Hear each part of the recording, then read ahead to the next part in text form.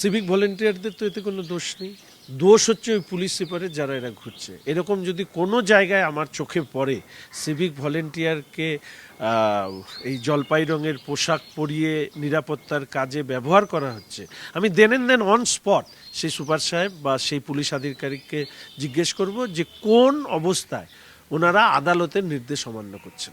ভবানীপুরের সভা থেকে মমতার বার্তা, সতর্ক থাকুন, ভোট শেষ হলে বাড়ি চলে যাবেন না, লোডশেডিং করে দিতে পারে, স্ট্রং রুমকে বিশেষ নজর দিতে হবে, নিজের কেন্দ্র নিয়ে এত দুশ্চিন্তা কেন? একবার হেরেছেন, নাটক করেও সেই হারার ক্ষত তো মেটেনি, বলে আবার আর একটা নাটক।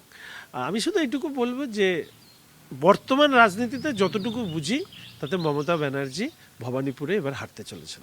ভবানীপুরের সভা থেকে মমতার আশঙ্কা, আপনাদের সতর্ক করে দিতে চাই, আমাদের হাতে কিছু নেই, আমাদের 3 দিনের মধ্যে 50 জন অফিসারকে সরিয়ে দিয়েছে, কোনো ঘটনা ঘটলে দায়িত্ব কে নেবে? ভোটের ময়দানে সাধারণের থেকেও বেশি গুরুত্বপূর্ণ পুলিশ আমলারা।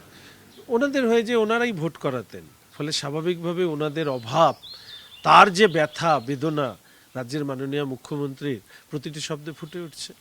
ভোট মিটলেই দিল্লি যাওয়ার ঘোষণা মুখ্যমন্ত্রী, বাংলা জিতে পরবর্তী পদক্ষেপ হবে দিল্লিতে যাওয়া, রাজ্য জয় নিয়ে এতটা আশাবাদী তৃণমূল? অবসরকালীন যাপন করতে, অবসরকালীন জীবন যাপন করবার জন্য উনি হয়তো পশ্চিমবঙ্গে থাকবেন কি করে?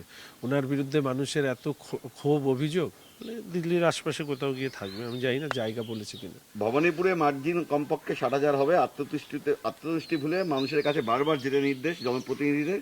কলকাতার মধ্যে ভবানীপুর 1 নম্বর করার টার্গেট বাঁধলেন অভিষেক। ভবানীপুর নিয়ে এত সতর্ক কেন শাসক দল?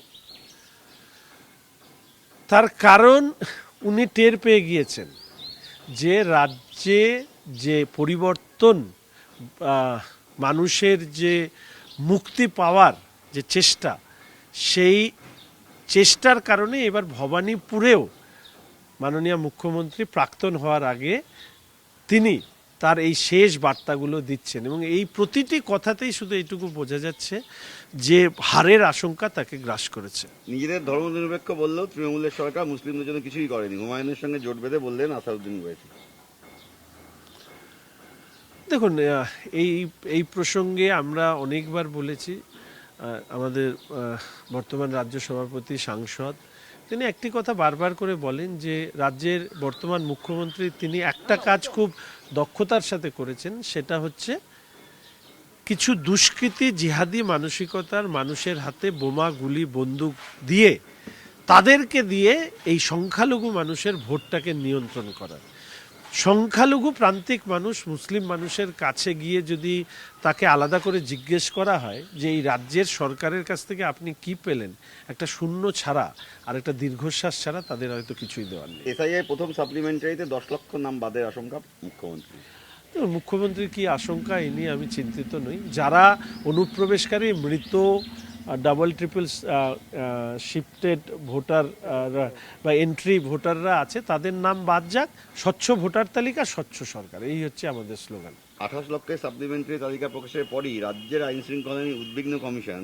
তালিকার পর শাসকের ইন্ধনে বিগড়াতে পারে রাজ্যের অবস্থা। দেখুন, এসআইআর বন্ধ করার জন্য যাবতীয় প্রচেষ্টা নিয়েছে কমিশন, উদ্বেগ প্রকাশ করা নয়, কমিশনের দায়িত্ব এই মুহূর্তে এই ধরনের পরিস্থিতি তৈরি করবার যারা চেষ্টা করবে তাদের বিরুদ্ধে যথোপযুক্ত ব্যবস্থা নেওয়ার। অতিরিক্ত তালিকায় বাদ পড়াদের আইনি সাহায্যের কথা মমতার, অবৈধদের তালিকায় জুড়তেই কি মরিয়া চেষ্টা তৃণমূলের? বললাম না, ফ্রম ডে ওয়ান এই সরকার অসহযোগিতা করেছে, এসআইআর বন্ধ করবার চেষ্টা করেছে। দেখুন, আইনি সহায়তার প্রশ্নে শুধু বলবো সবারই এই অধিকার আছে, সেই অধিকার তারা প্রয়োগ করতে পারে, কিন্তু যেটা বড় বিষয় বারবার করে আদালতে গিয়ে এতবার ভর্ৎসিত হওয়ার পরেও যাদের লজ্জা নেই তারা আবার এই ধরনের কথা বলছে। দিনভর বৈঠক, ফের পুলিশ পর্যবেক্ষকদের একগুচ্ছ নির্দেশ কমিশনের। এবারে নির্বাচন শুধু আইন শৃঙ্খলা নয়, ভোটারদের আত্মবিশ্বাস বাড়াবে পর্যবেক্ষকরা। কেন্দ্রীয় বাহিনীর পাশাপাশি এই ভোটে গুরুত্বপূর্ণ ভূমিকা পালন করবে পুলিশ। দেখুন, আমি শুধু এইটুকু আশা করি যে পশ্চিমবঙ্গ ব্যতীত অন্যান্য রাজ্যে মানুষ যে নির্ভয়ে ভোট দেয় সেই পরিবেশ পশ্চিমবঙ্গে তৈরি হোক, এবং পশ্চিমবঙ্গে রক্তপাতহীন সংঘর্ষহীন একটা বিধানসভা নির্বাচন হোক। মানুষ ভয়ের রাজত্ব থেকে মুক্ত হয়ে তারা ভোটাধিকার প্রয়োগ করুন। বিভিন্ন অঞ্চলে এই অভিযোগ আছে ভোট দিতে দেওয়া হয় না, তালা মেরে দেওয়া হয়, এইসবের থেকে পশ্চিমবঙ্গ বেরোক এবং বেরিয়ে নিজের ভোট নিজে দিক, এটুকুই চাই। লাস্ট প্রশ্ন, মেট্রো সম্প্রসারণ নিয়ে সুপ্রিম কোর্টের তীব্র ক্ষোভের মুখে রাজ্য। প্রধান বিচারপতির বেঞ্চের পর্যবেক্ষণ, আমরা প্রথমবার দেখছি কোনো রাজ্য উন্নয়নের বিরোধিতা করছে। উন্নয়নের পাঁচালী নিয়ে যে সরকার প্রচার করে তাদেরই উন্নয়ন বিরোধী শুনতে হচ্ছে খোদ সুপ্রিম কোর্ট থেকে।